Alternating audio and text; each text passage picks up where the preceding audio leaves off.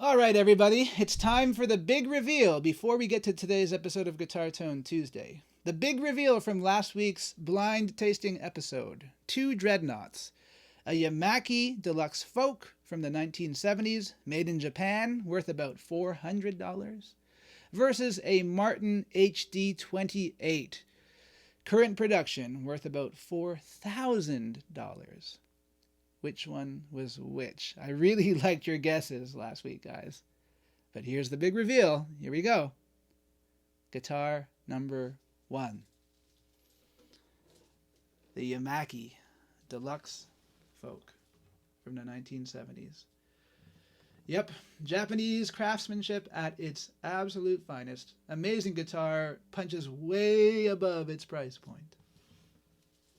Therefore, guitar number 2 was the Martin HD28.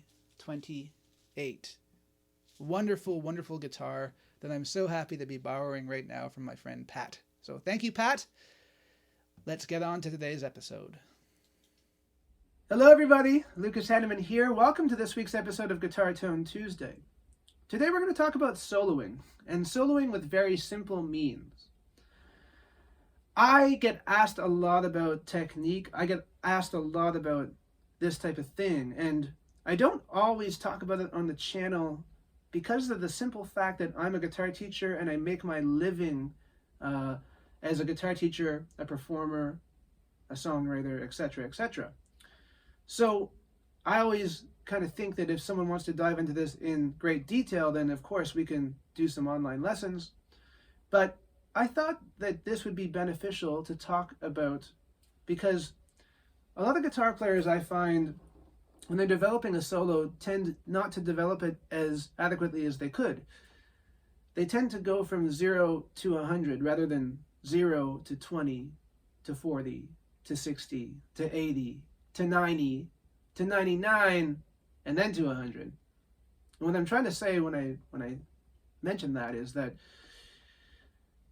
when you play a scale, the whole purpose of the scale is to make melodies.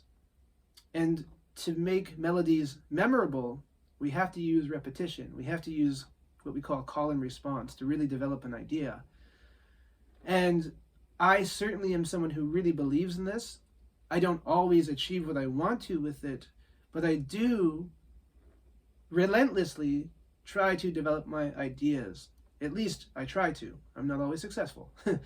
But I do try to. So today's episode is all about that. And I thought that this might be helpful for some people. So I made a loop. Here's the loop so you can hear it. It's in the key of G minor. That's a G minor. C minor. Let me repeat it again. G minor. Back to C minor.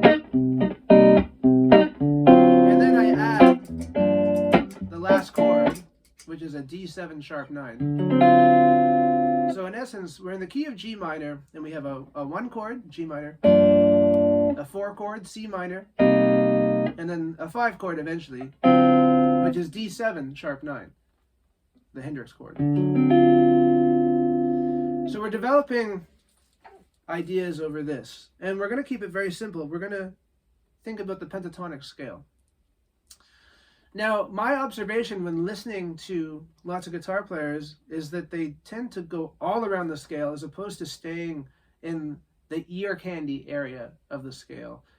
And what I mean by the ear candy area is I mean the upper strings of the scale. When I've analyzed lots of guitar solos, learned a lot of guitar solos to teach students, etc., etc., I do find that most guitar players tend to play on the top 4 strings of the guitar. So the 4th, the 3rd, the 2nd, and the 1st string, right? The D string, the G string, the B string, and the high E. So the G pentatonic scale, minor pentatonic, starts on the 3rd fret on the low E, and it goes 3, 6, on the A string, 3, 5, on the D string, 3, 5, the G string, 3, 5, the B string, 3, 6, and the high E, 3, 6. Okay, 3, 6, 3, 5, 3, 5, 3, 5, 3, 6, 3, 6. A lot of you guys probably already know about that. So, That's our scale. And when I'm playing a solo, I tend to start right in the middle of that scale, the D and the G string, because that's where a lot of the melody is, that we tend to associate with starting a solo. I don't think it's great to start too high or too low. Right in the middle. It's kind of that Goldilocks thing, right? We're right in the middle of the scale. It feels just right to start. And what I'm going to do here is I'm going to play a solo where I just use the D and the G string for the first huge chunk of my solo to develop a very simple idea. Here we go. 1, 2, 1, 2, 3, 4.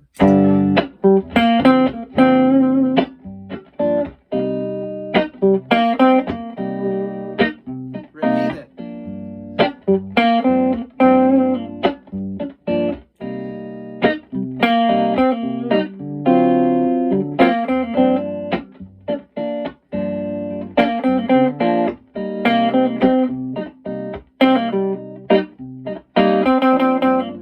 Change it a bit.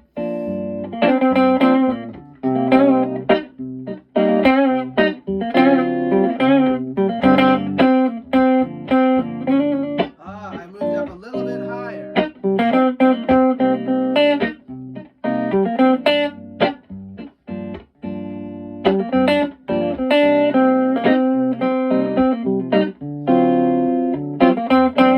Back to the initial idea.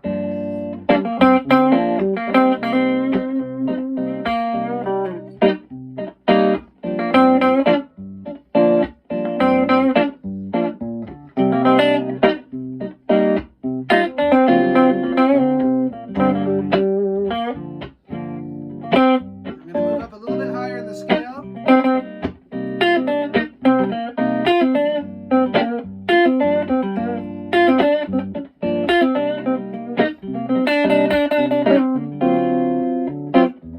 Top.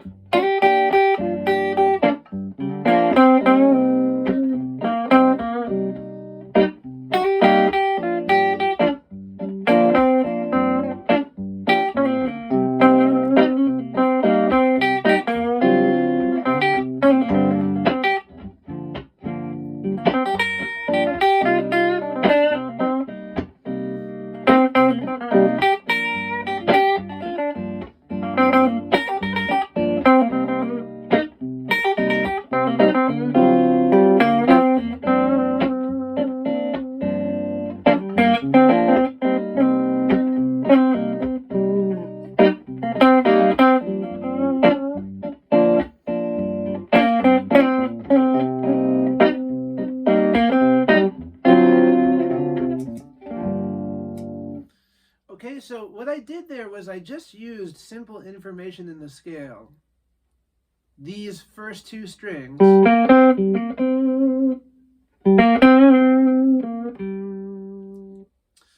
I'm playing with the idea of tension by going up and resolution by coming back down. It's very important to realize this. When you're playing in a pentatonic scale, even though it's a very simple scale, you have to know where the root notes are. In this case, the root note is G. So we have 3 G's in this scale. It's the low E on the 3rd fret, the D on the 5th fret, the high E on the 3rd fret. So any of those G notes are great notes to target, especially the D string on the 5th fret and the G string on the the D string on the 5th fret and the high E on the 3rd fret.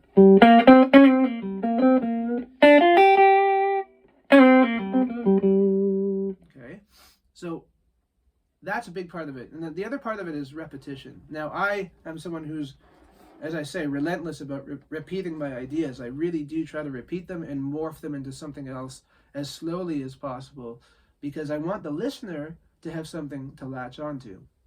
So I played a lot with this idea. Sometimes I modified it, right? But I did play around with the idea as well of coming back down to that root note. Okay, so it's call and response in a sense, you know.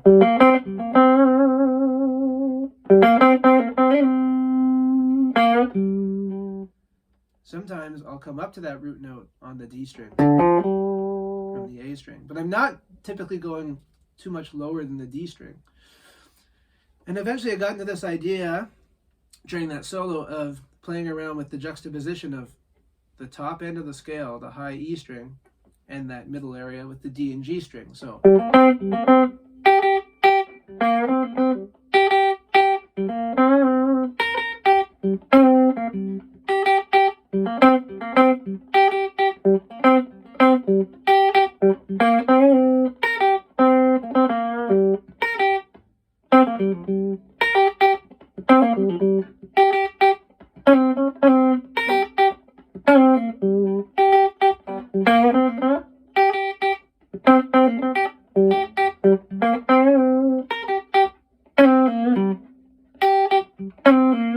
right? It's playful because I have two ideas going at once. I have this.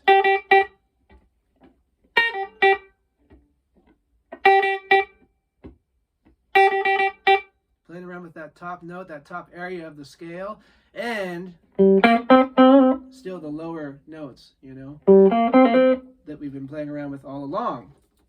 So it's a simplistic approach, but I really, really do enjoy it. And often playing fingerstyle as opposed to with a pick, I find that I do tend to play these types of ideas more often myself. I do tend to use them more often when I'm playing fingerstyle because you have your fingers available to you and you don't really have to move your hand to get that top string as opposed to the middle strings of the guitar as much as when you have a pick. So I do love playing with a pick, but I do find that I tend to develop these kinds of ideas more when I'm playing fingerstyle. So in that whole solo, we really just used the D string, the G string, and of course targeting the D string on the 5th fret, and then the high E string on the 3rd and 6th frets. Okay, we didn't really use much else. I did go to the B string ever so often, right, when I was going down the scale, coming back to that D string, but I tried to keep it very simple. So I hope this has been helpful. The biggest takeaway, hopefully, from this is when you're developing a solo, think of it like public speaking, right? You don't come up on the podium and say, "My name is Lucas Haneman, and I do this, and I do that, and I blah, blah, blah, blah, blah, blah." You don't go like that, right? You say, "Hello, my name is Lucas Haneman. I'm a guitar player from Canada." You need to give the audience time to understand what you're trying to say, as opposed to just rushing through things. And I think it was Miles Davis who said, the music is the space between the notes. And I am certainly someone who believes in that idea. Okay, so hopefully this has been helpful. As per usual, thank you so much for watching. If you're new to the channel, don't forget to like, share, subscribe, ring the notification bell, leave us a comment, and we will see everybody again next Tuesday. Bye-bye.